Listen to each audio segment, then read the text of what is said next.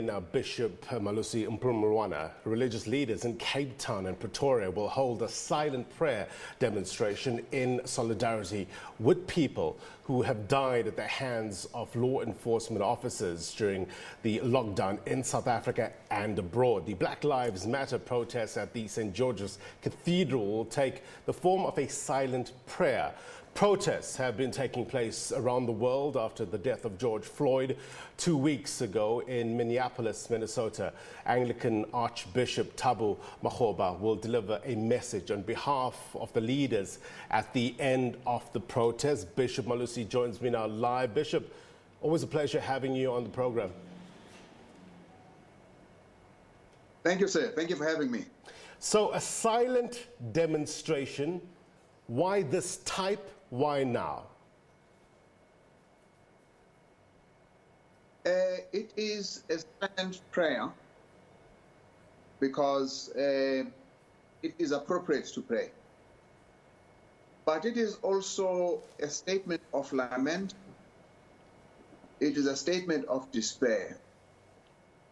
Particularly because even as we know that security forces in South Africa have been laboring under very difficult circumstances, in some cases with extreme provocation.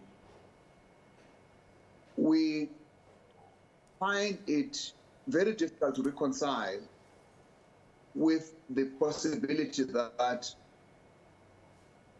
police or soldiers can occasion the death of a citizen in our constitutional democracy. Yeah.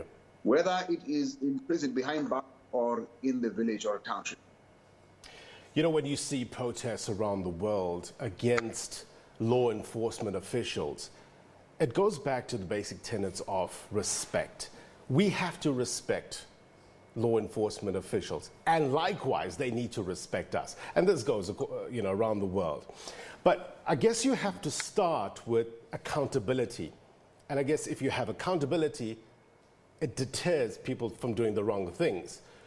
Do you think, in South Africa in particular, that people in uniform, law enforcement officials, know that there are consequences for their actions?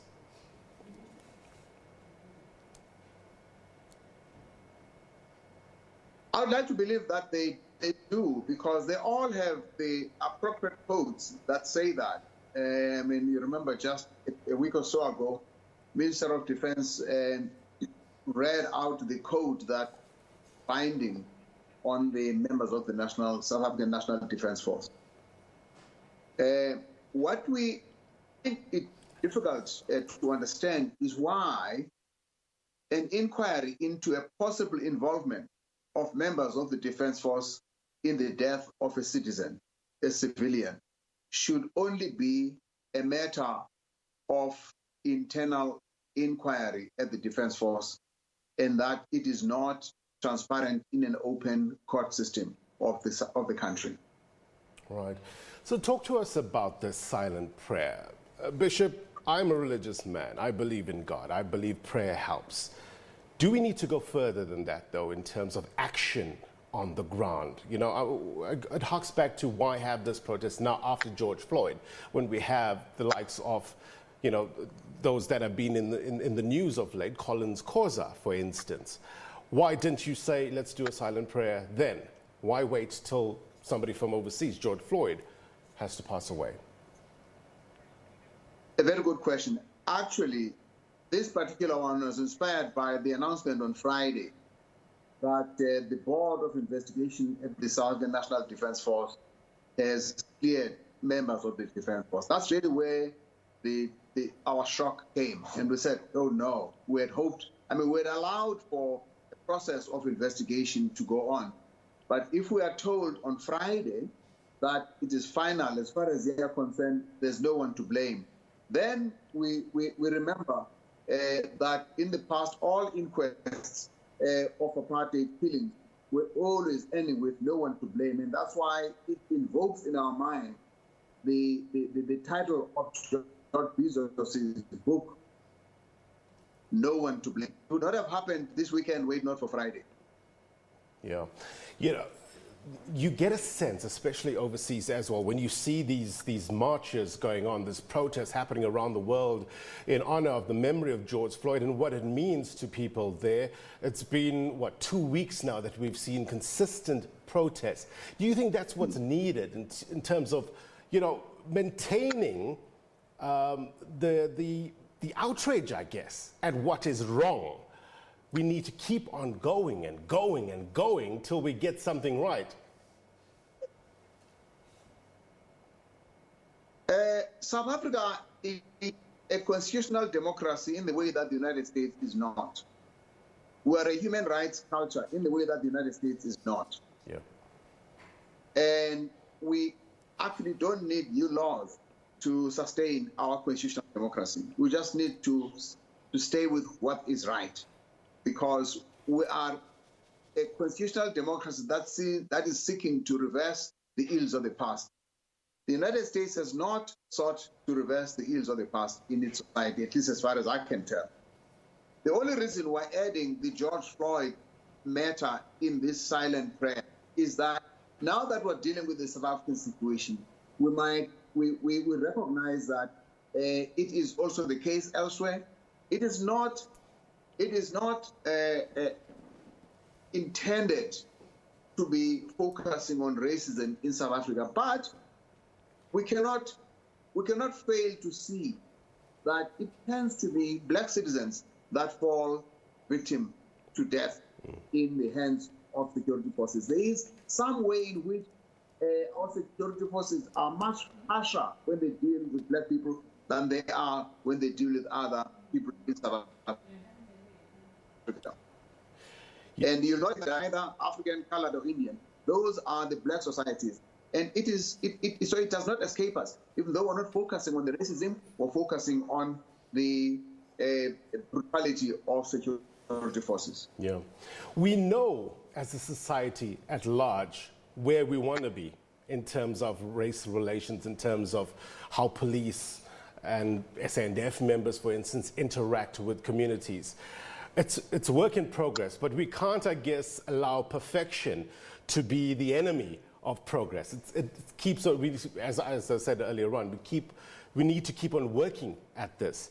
What is the level of outrage? I asked our reporter Samkele Maseko earlier on in terms of what he felt was the level of outrage in South Africa in terms of some of the ills that we experience here. What's your sense, sir, with regards to the level of outrage that you experience here in South Africa with regards to racism and with regards to this interaction between law enforcement and police and people?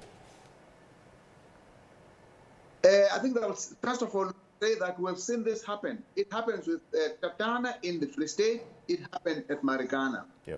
And we had measured outrage. And here is why I think we have a measured outrage. It is because somehow it's almost, I'm going to make maybe an inappropriate example.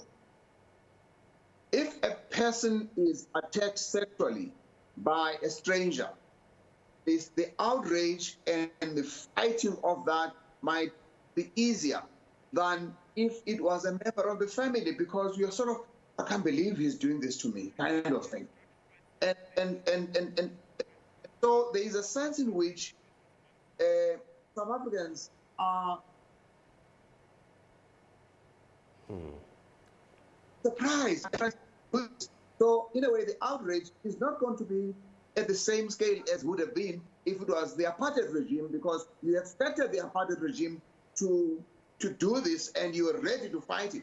But you are sort of disarmed when it is a constitutional security force that's supposed to protect you. Yeah. And this is why I think the outrage is nuanced, and we have to begin to say, what is the dialogue between citizenry and the institutions of state that are supposed to serve society in a constitutional democracy? And that is why we're taking this up, because we are asking for an independent inquiry into this death, that it should not be some kind of internal disciplinary process within the Defense Force.